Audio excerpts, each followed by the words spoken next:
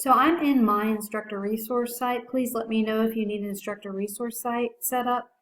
Instructor resource site is a very useful tool for you as an instructor because you have access to all of our material. There's PowerPoints, test banks, and you can also review some textbooks and review our digital content to see if that's something you want to incorporate in your class. And I wanted to let you know, Kathleen contacted me and wanted to review the current edition of the textbook, psychology textbook. And I'm going to add it to your bookshelf, to my bookshelf, so you can kind of review it, because I want to let you know that it comes with MindTap. And MindTap is a really useful tool for your class. Let me put it on your bookshelf. It has an interactive e-reader. It has tests, quizzes, videos, simulations, and things like that that you can use in your classroom. And usually it's about $10 to add it to your course or for your students. So it's a great option. So here it is I added it to my bookshelf, and you as the instructor can add it to your bookshelf. And also down here, if you see, there's an instructor companion site. There's flashcards, instructor manuals. You click on that and you have access to that as well. So this is how easy it is to actually set up a MindTap course. I'm going to sit here and create, and I'm going to add counseling. Oops, if I can spell counseling right? And I'm going to put the dates for the course.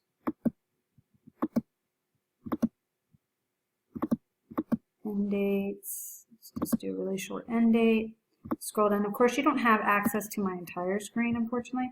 And there you go. I have now created the course. And basically, students can set the course up with the link that's created as soon as this loads. My computer's being a little bit slow. My request is being processed. So right here is the link that you can provide to your instructors, or you can print, or to your students, or you can print out the instructions here.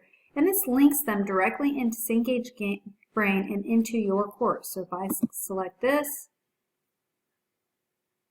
you can see that these students that I give this link to are now in my course. And what they would do basically is, either if they're a returning student, they can select returning. A new student, they create their account. So I'm going to go back into my instructor resource site, and I'm going to go into MindTap really quick. And if you want any more information on MindTap, just let me know.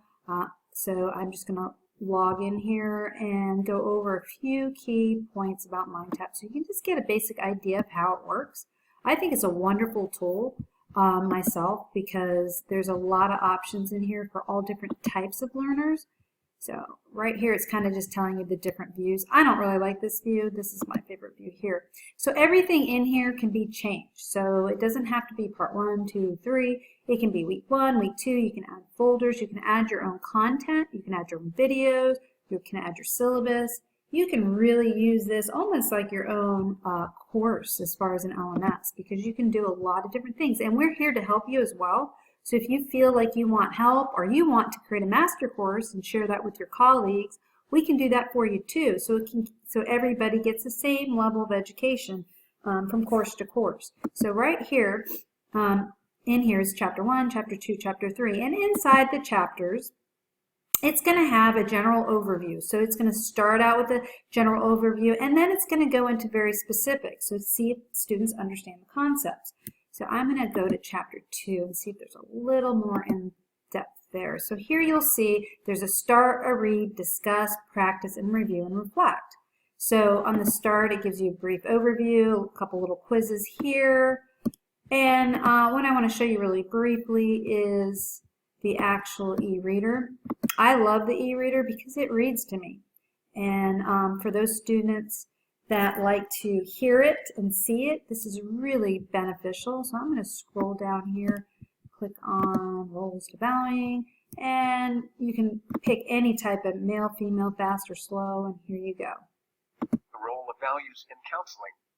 Our values are core beliefs. So students, you know, busy students, they can be doing something and listening to it, and then they can keep listening to it over and over. I like to learn like that. I sometimes bring, of course this isn't a CD, but I'll bring a CD or something in the car if I want to learn something, and I can listen to it over and over, and eventually, because I'm listening to it, it kind of sinks in. Also, another great feature is any word on this page. You can look it up in the dictionary, you can add it to a flashcard, and you can search Questia to see if there's more information on it, and you can have it read to you.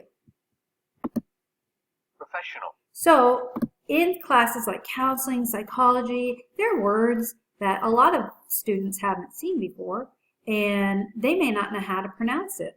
So the great thing is this provides them a way with not, feeling comfortable knowing how to pronounce it. They can practice it on their own.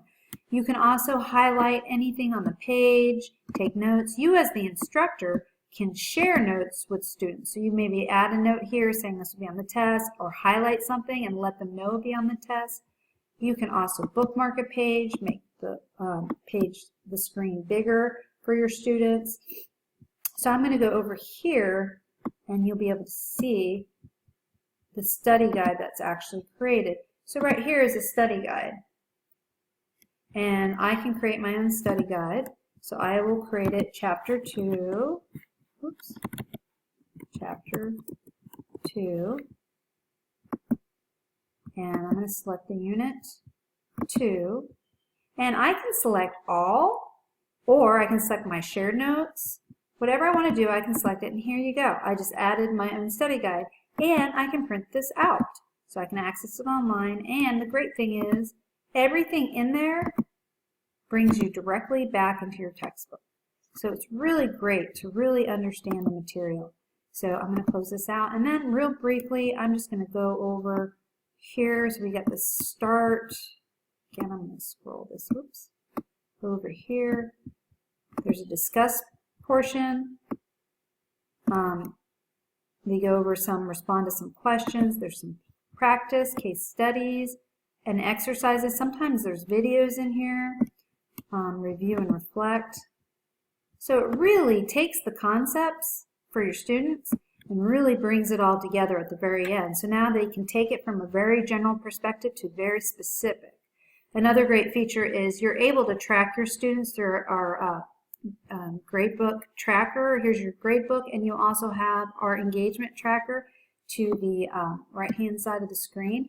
And this will tell you how much time students are spending in the class, how much engagement, what they're accessing. And the gradebook will be able to also bring that all together, and you are also able to see maybe what you need to focus on in class, what students are not grasping. So it's a really useful tool, as well as for accreditation purposes. Now you can say, well, students are spending X amount of time on their homework assignments, they're doing this, this, and that. So it's really great for a lot of different reasons, but most importantly, it's really helpful to the students. So again, I'm going to just take you back to your instructor resource site. Please let me know if you need one set up.